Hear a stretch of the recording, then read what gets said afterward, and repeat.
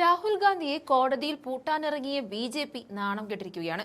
പാർലമെന്റിൽ വനിതാ സംവരണ ബില്ലിൽ പരാജയപ്പെട്ട ബി.ജെ.പി. അതിനുള്ള പകവീട്ടിയത് അലഹബാദ് ഹൈക്കോടതി വഴിയാണ്. കേസിൽ രാഹുൽ ഗാന്ധിയെ പെടുത്തുവാനും അതുവഴി അയോഗ്യനാക്കുവാനുമായിരുന്നു ബി.ജെ.പിയുടെ ലക്ഷ്യം. ഈ നീക്കം കോടതിക്ക് മുന്നിൽ തകർന്നടിയുന്ന കാഴ്ചയാണ് കാണുന്നത്. ഇരട്ട പൗരത്വവുമായി ബന്ധപ്പെട്ട കേസിൽ രാഹുലിനെ കേസിൽ കുടുക്കാൻ പഠിച്ച പണി 18 ബി.ജെ.പി. നോക്കിയിരുന്നു. തീർത്തും അനാവശ്യമായ കേസ്. പക്ഷേ അലഹബാദ് ഹൈക്കോടതി വരെ എത്തിക്കാൻ ബി.ജെ.പിക്ക് സാധിച്ചു. ഇരട്ട പൗരത്വവുമായി ബന്ധപ്പെട്ട കേസിൽ വെറുതെ രാഹുലിനെതിരെ നടപടിയെടുക്കാൻ സാധിക്കില്ലെന്ന് ബി.ജെ.പിയെ കോടതി ഓർമ്മിപ്പിക്കുന്നുണ്ട്. രാഹുൽ ഗാന്ധി കോൺഗ്രസ് നേതാവും ലോക്സഭയിലെ പ്രതിപക്ഷ നേതാവുമാണ്.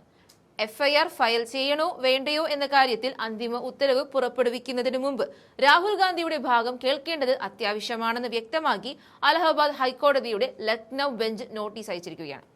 നേരത്തെ രാഹുൽ ഗാന്ധിക്കെതിരെ എഫ്ഐആർ രജിസ്റ്റർ ചെയ്ത് അന്വേഷണം നടത്താൻ ഹൈക്കോടതി ഉത്തരവിട്ടതായി വെള്ളിയാഴ്ച വാർത്തകൾ പുറത്തുവന്നിരുന്നു. ഇത് ബി.ജെ.പി. സമൂഹ മാധ്യമങ്ങൾ വഴി ആഘോഷമാക്കുകയും ചെയ്തതാണ്. എന്നാൽ ജസ്റ്റിസ് സുഭാഷ് വിദ്യാർത്ഥി അധ്യക്ഷനായ സിംഗിൾ ബെഞ്ച് രേഖാമൂലമുള്ള ഉത്തരവ് പുറപ്പെടുവിക്കുന്നതിന് മുമ്പ് നിലപാട് മാറ്റുകയായിരുന്നു. കർണാടകയിൽ നിന്നുള്ള ബി.ജെ.പി. പ്രവർത്തകനായ എസ് വിഘ്നേഷ് ശിശിർ സമർപ്പിച്ച ഹർജിയുമായി ബന്ധപ്പെട്ടാണ് ഈ കേസ് ഉടലെടുത്തത്. രാഹുൽ ഗാന്ധി ബ്രിട്ടീഷ് പൗരത്വം കൈവശം വെച്ചിട്ടുണ്ടെന്ന് ശിശിർ ആരോപിക്കുന്നുണ്ട്. ഇത് ഇന്ത്യൻ നിയമപ്രകാരം നിയമവിരുദ്ധമാണ്. മുമ്പ് ലക്നൌവിലെ ഒരു പ്രത്യേക MP/MLA കോടതി ശിശിറിന്റെ പരാതി തള്ളിയിരുന്നു. തുടർന്ന് ശിശിർ ഈ തീരുമാനത്തെ ഹൈക്കോടതിയിൽ ചോദ്യം ചെയ്യുകയായിരുന്നു. കോടതി ഈ കേസിൽ രാഹുൽ ഗാന്ധിയുടെ ഭാഗം കേൾക്കുന്നതിന് മുമ്പ് ചില നിരീക്ഷണങ്ങൾ നടത്തിയിരുന്നു. ജഗന്നാഥ വർമ്മ കേസാണ് ഹൈക്കോടതി പരാമർശിച്ചത്. ഹൈക്കോടതിയുടെ രേഖാമൂലമുള്ള ഉത്തരവിന് മുൻപ് ജഗന്നാഥ വർമ്മ വേഴ്സസ് ഉത്തർപ്രദേശ് സംസ്ഥാനം എന്ന കേസിൽ അലഹബാദ് ഹൈക്കോടതിയുടെ ഫുൾ ബെഞ്ചിന്റെ ഒരു മുൻവിധി കോടതി പരിഗണിച്ചു. അതിൽ റിവിഷൻ ഹർജികളിൽ സംശയിക്കപ്പെടുന്നവർക്കോ പ്രതിയാകാൻ സാധ്യതയുള്ളവർക്കോ അവർക്കെതിരെ തീരുമാനമെടുക്കുന്നതിന് മുൻപ് അവരുടെ വാദം അവതരിപ്പിക്കാൻ അവസരം നൽകണമെന്ന് ഈ മുൻവിധിയിൽ പറയുന്നുണ്ട്.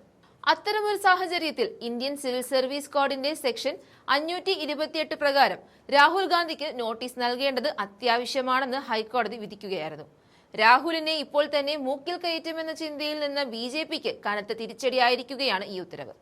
കോടതി വിധിയുടെ അർത്ഥം ഇനിയൊരു ഉത്തരവുണ്ടാകുന്നതുവരെ രാഹുൽ ഗാന്ധിക്കെതിരെ ഈ കേസിൽ എഫ്ഐആർ രജിസ്റ്റർ ചെയ്യില്ല എന്നതാണ്. അടുത്ത വാദം കേൾക്കുന്നതിനായി ഹൈക്കോടതി ഈ കേസ് ഏപ്രിൽ അവസാന വാരത്തിലേക്ക് മാറ്റിവെച്ചിട്ടുണ്ട്. അതിനുശേഷം മാത്രമേ രാഹുൽ ഗാന്ധിക്കെതിരെ കേസ് ഫയൽ ചെയ്യണോ എന്ന് കോടതി തീരുമാനിക്കൂ. അതിനുള്ള സാവകാശം രാഹുൽ ഗാന്ധിക്കുണ്ട്.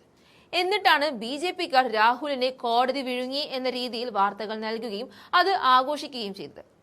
നേരത്തെ കോടതി നടപടിക്രമങ്ങൾക്ക് ശേഷം പുറത്തിറക്കിയ പ്രസ്താവനയിൽ ഹൈക്കോടതി തന്റെ ഹർജി അനുവദിച്ചതായും ഉത്തർപ്രദേശിലെ റായ്ബറേലി ജില്ലയിലെ കോട്ട്വാലി പോലീസ് സ്റ്റേഷനോട് രാഹുൽ ഗാന്ധിക്കെതിരെ ബ്രിട്ടീഷ് പൗരത്വ കേസ് എന്ന് വിശേഷിപ്പിച്ച കേസിൽ എഫ്ഐആർ രജിസ്റ്റർ ചെയ്യാൻ ഉത്തരവിട്ടതായും ശിശിർ അവകാശപ്പെടുകയായിരുന്നു. ഈ സംഭവ വികാസത്തെ നാഴികക്കല്ലായതും ചരിത്രപരവുമായ വിധി എന്ന് വിശേഷിപ്പിച്ച ഹർജിക്കാരൻ ദേശീയ സുരക്ഷയുടെയും വിശാലമായ പൊതുജന താൽപര്യത്തിന്റെയും താൽപര്യങ്ങൾക്കനുസരിച്ചാണ് തീരുമാനമെന്നും കൂട്ടിച്ചേർക്കുന്നുണ്ട്. കൂടാതെ അലഹബാദ് ഹൈക്കോടതിയിൽ ഹാജരാക്കേണ്ട എല്ലാ അതീവ രഹസ്യ ഫയലുകളും തന്ന് സഹായിച്ചതിന് പ്രധാനമന്ത്രി നരേന്ദ്രമോദിക്കും കേന്ദ്ര ആഭ്യന്തരമന്ത്രി അമിത്ഷായ്ക്കും ബി.ജെ.പി. നേതാവ് നന്ദി പറയുന്നുണ്ട്. അതിനർത്ഥം മോദിയും അമിത്ഷായുമാണ് ഈ കേസുകൾക്ക് പിന്നിൽ എന്നാണ്. കേന്ദ്രം ഭരിക്കുന്ന ബി.ജെ.പിക്ക് രാഹുലിനെതിരെ രേഖകൾ സംഘടിപ്പിക്കുവാൻ വലിയ പ്രയാസമൊന്നുമില്ല എന്നിരിക്കെ ഈ ഫയലുകൾ കൂടിയാണ് കോടതി വലിച്ചെറിഞ്ഞത്.